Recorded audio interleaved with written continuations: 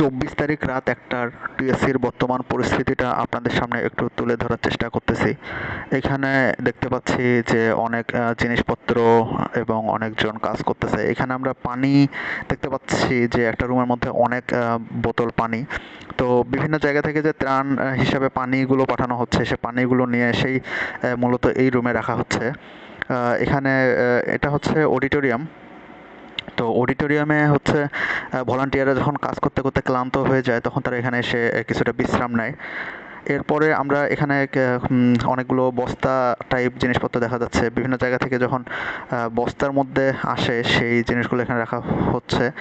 এখানে একটি ট্রাক দেখতে পাচ্ছি। এই ট্রাকে করেই কিন্তু মূলত বিভিন্ন জায়গা থেকে ত্রাণগুলো আসতেছে, এবং এগুলো যখন আসতেছে, তখন এখানে যারা ভলান্টিয়ার আছে, তারা কিন্তু নিজ উদ্যোগে এখান থেকে জিনিসপত্রগুলো নিয়ে যেয়ে ভিতরে রাখতেছে।